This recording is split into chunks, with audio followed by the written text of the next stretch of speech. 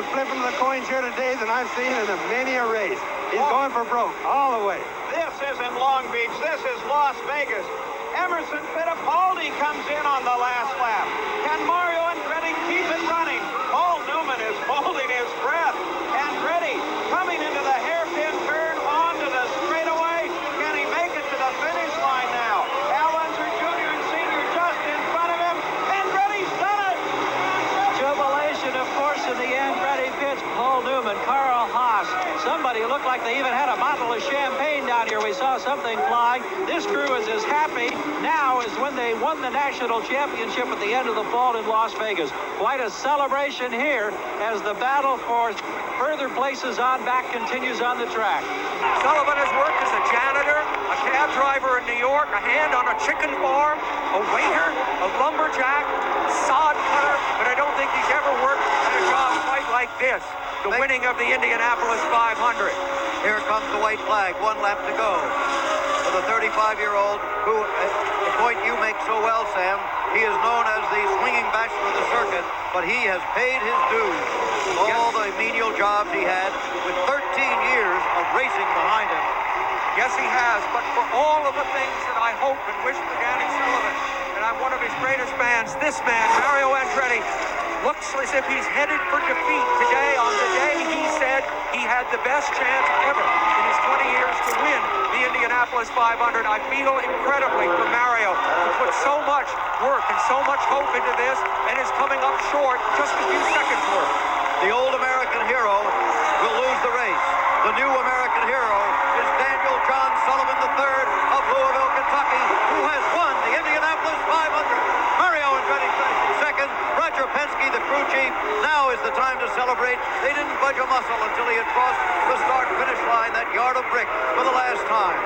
White flag, lap coming up, 199 complete. Mario Andretti moves out of turn number 2 down the backstretch. It'll be a clean sweep for him if he can pull off the win here. He has led the most laps. He has qualified on the pole, and he has led every lap of this 200-lap race here at Milwaukee. He comes off of corner number 4. Mario Andretti wins the American 200 from State Fair Park in Milwaukee. Stop number 3 on the PPG IndyCar World Series for 1985. There's the white flag coming out for Mario Andretti. He has 1.9 miles to go, and this Portland 200 will be his. His interval over Al Unser Jr. is 24 seconds. The Bruno Giacomelli car has already stalled off the course, actually, out of fuel. He passed by it just there in turn number 1. Mario Andretti headed for turn number 2 now. Coming toward turn number 3. This is the final course for Mario Andretti. Among the active IndyCar drivers, Mario, Al Unser, we told you earlier, Rick Mears, to whom Gary just spoke, Bobby Rahal, Gordon Johncock, Hale Bobby. These are the only people who have ever won IndyCar races on road courses. Believe it or not, Johnny Rutherford, Danny Angaias, and Danny Sullivan are also other road course winners in IndyCar racing. And of course, Al Unser Jr. a year ago right here at Portland. Looks like he is destined to finish second to that man right there, number 1, Mario Andretti. And Mario Andretti now braking in turn number 9, coming out of it, accelerating down the main straightaway, and Mario Andretti has won this Rose G.I. Joe's 200 from Portland International Raceway, and the crew and the car owner, Paul Newman, celebrating with a cheer for Mario. Al across the line, Nick Finaro with the white flag, 1 lap to go. Al Unser Jr. on his way to his second victory. Well, let's hope he makes it all the way back around now, or at least I'm going to hope. Oh, you're going to quiet down now. You're going to wish him around here, Bobby Unser. I think I'm going to have to. I do want to see him win the race. All right, Al Unser Jr. as he maneuvers now the last mile and a half here at the Meadowlands. Picked up the lead after Mario Andretti and Bobby Rahal tangled out of the race, slid off the course. Al Unser has had a problem with his left front brake. An official had to take the scoop off of it, but he's continued on and has not presented its problems yet as he works his way now on the final lap. Emerson Fittipaldi still 34 seconds behind. Al Unser Sr. about 5 seconds back from Emerson Fittipaldi. This is the final lap. Al Unser Jr. now moving for the checkered flag. We watch him so carefully on the main stretch. They watch for him. The white flag being given to the rest of the field. Here he comes, maneuvering around the bend. Al Unser Jr. maybe he can post at the point as he heads for the main stretch. Al Unser Jr. closes down. He can now see the checkered flag in the hands of the starter. There it is, the double checker. Al Unser Jr. has won the second second Grand Prix at the Meadowlands, worth $88,000. The Domino Pizza hot weather, Lord only knows they've been hot today. Well, the white flag has come out, and this is the final lap of the race. Al Unser Jr. from Albuquerque, New Mexico, is about to win his second consecutive IndyCar race. He is in turn number 6 now, on to the middle stretch. Less than a half lap to go now for little Al. Jeff Brabham, by the way, has slowed down just a little bit, so he is going to be content, at least for the moment, for this runner-up spot. And Jacques Villeneuve continues to motor around out there. Looks like he's destined to get third. Great performance for the young Canadian. Well, it's going to be another Unser reunion in victory lane, it looks like, as son is going to win the race, and it looks like that dad is going to come in 4th position. Here comes Al Unser Jr. at the end of the front stretch, now braking and downshifting into turn number 11. Turn number 12 crosses the finish line, and Al Unser Jr. wins. There's the winning pit crew for Al Unser Jr. and Jeff Brabham's Rick Gallis pit now looks for their driver to come through corner. Jeff Brabham is coasting. He is just coasting across the finish line, but does do so and winds up in second spot.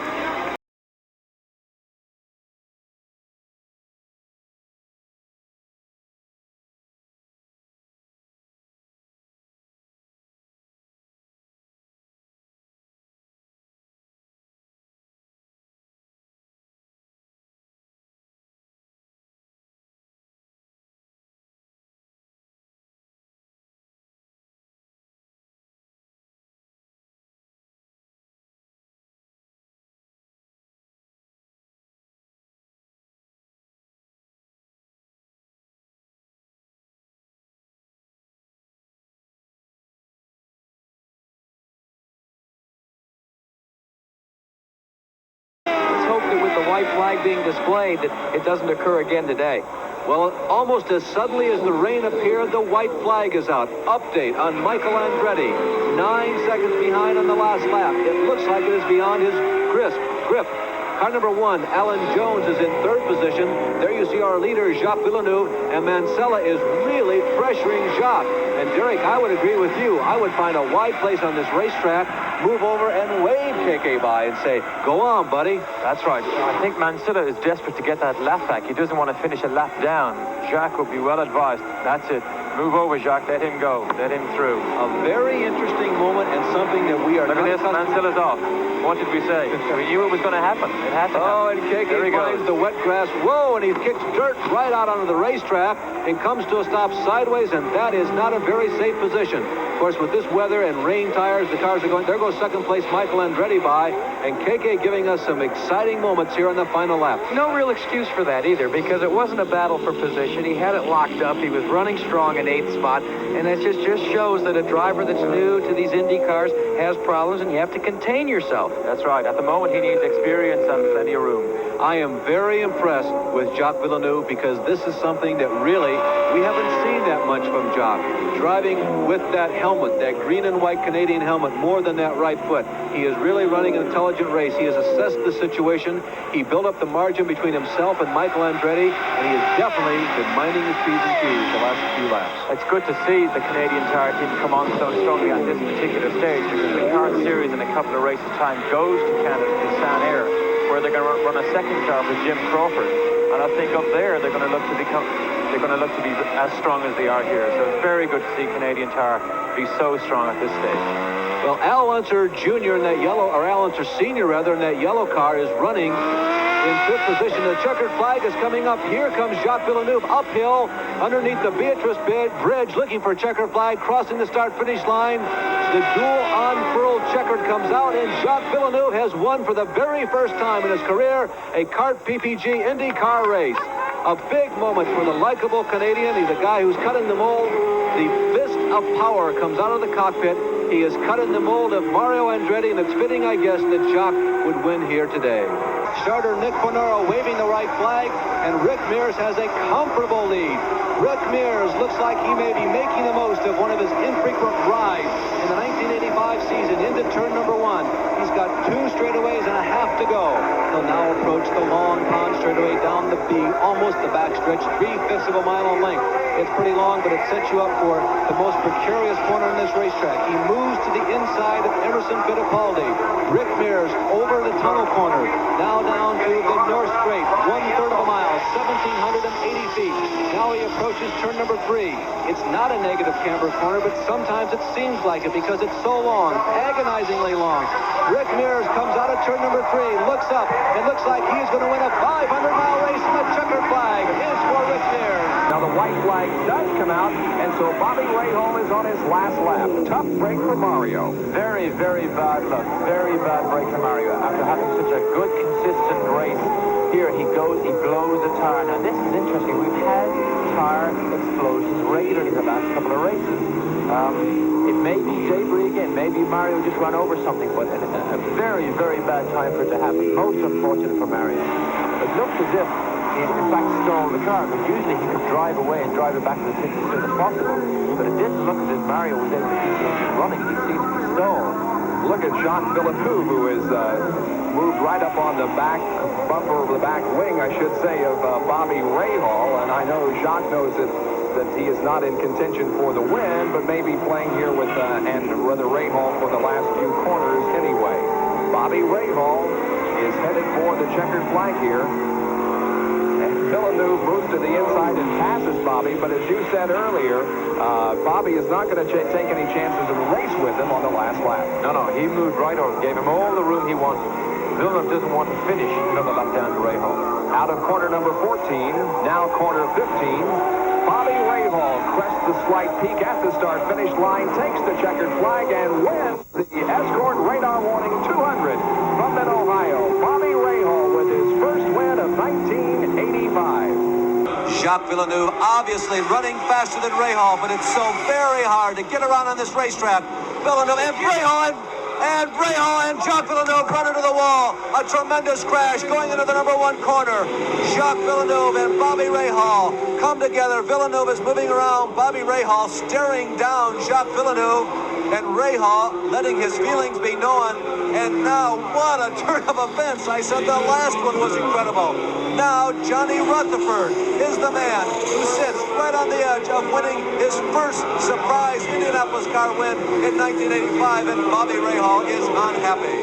The white flag is coming out. This race is over. I believe that this race is over because this time we complete lap 224. The white flag is being shown, and Johnny Rutherford has won the race.